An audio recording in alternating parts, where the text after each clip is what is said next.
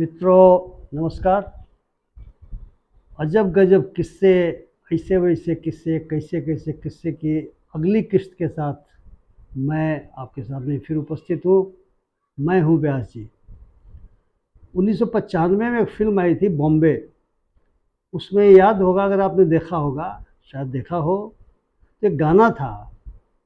और वो गाने की जो परिस्थिति थी वो यह थी कि हीरो पहाड़ियों के नीचे कुछ पत्थरों पर खड़े होकर के समुद्र के सामने जहाँ लहरें मचल रही थी, एक गीत गा रहा था।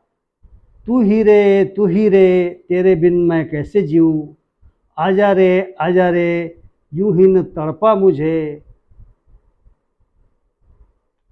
चांद रे आजा दिल की ज़मीन पर तू। ये देश भर में गाना बड़ा पसंद किया गया, चूँकि कड़पी गाना था।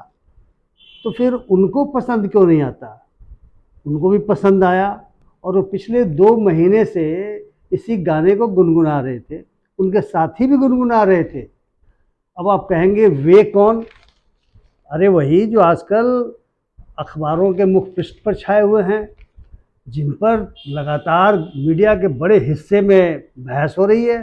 कोई उनको हीरो घोषित कर रहा है, कोई उनको विलेन घोषित कर रहा है। जिसकी जैसी इच्छा, जैसी सुविधा, जैसा लाभ, जैसी हानि, उसके हिसाब से उन पर बातें हो रही हैं।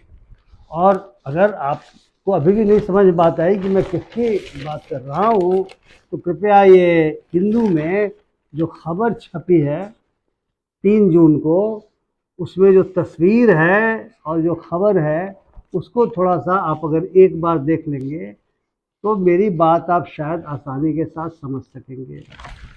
वे तो खुद ही बम्बे के रहने वाले हैं, तो बम्बे फिल्म का वो गाना क्यों नहीं गाएंगे?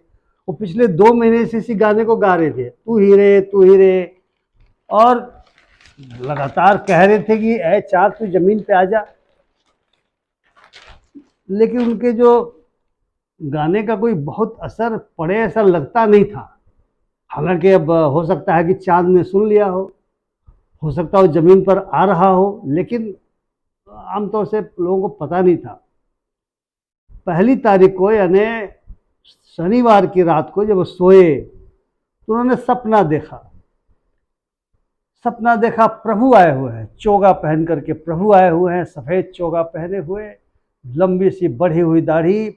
और प्रभु ने कहा, उठ जाग मुसाफिर भोर भई, अब रैन कहाँ जो सोवत है, जो सोवत है सो खोवत है, जो जागत है सो पावत है। उन्होंने कहा, प्रभु आप कैसे? कहा कि तू 2 महीने से गा रहा है, तू ही रे, तो तू मुझे ही तो पुकार रहा था, तो मैं आ गया सपने में। तो कहा, प्रभु आप मुझे क्यों जगा रहे हैं? कहा, उठ, दिव्य सिंहासन तुम्हारी प्रतीक्षा कर रहा है। जो सिंहासन देने वाले लोग हैं वे तुमसे ज्यादा बेसब्र हैं। तो उठ, अपने साथियों के साथ चल उस सोने के महल की ओर, जहां वो दिव्य सिंहासन तुम्हारा इंतजार कर रहा है। उन्होंने कहा कि प्रभु पहरेदार क्या फाटक खोल देंगे? कहा कि सारे पहरेदार, सारे द्वारपाल, सारे चौकीदार तुम्हारे सामने नतमस्तक होंगे। बोले, प्रभु कुछ लोग मुझे अधम, खल, पापी कहते हैं कि मैंने बहुत सारा गड़बड़ घोटाला किया है, मैंने बहुत सारे पैसे खाए हैं। और कुछ लोग कह रहे हैं प्रभु कि वो मुझे जेल में डालेंगे। और मेरे कुछ साथी प्रभु जेल से निकल करके आ भी गए हैं, पता नहीं कब वो पुनः जेल चले जाएं। दूसरे कुछ साथियों पर तलवार लटक रही है। कहा, मूर्ख, तो प्रभु की शक्ति नहीं जानता। अधम खल पापियों के सारे पाप उस दिव्य सिंहासन पर बैठते ही खत्म हो जाते हैं और वे बिल्कुल धवल हो जाते हैं, वे पवित्र हो जाते हैं। वही सिंहासन तुम्हारा इंतजार कर रहा है। वे उठे, वे जगे, देखा कि चारों ओर प्रकाश फैल गया है, एक नया प्रकाश। वे तो चांद की बात कर रहे थे, वहां तो प्रकाश, दिव्य प्रकाश फैला था।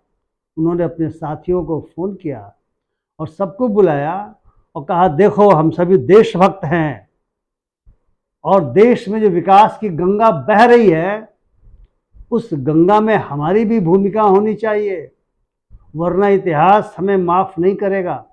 चलो हम इतिहास बनाने के लिए निकलते हैं, चलो हम विकास के लिए चलते हैं, चलो हम राष्ट्रभक्त लोग उस दिशा में चलते हैं जहाँ दिव्य सिंहासन हमारी प्रतीक्षा कर रहा है।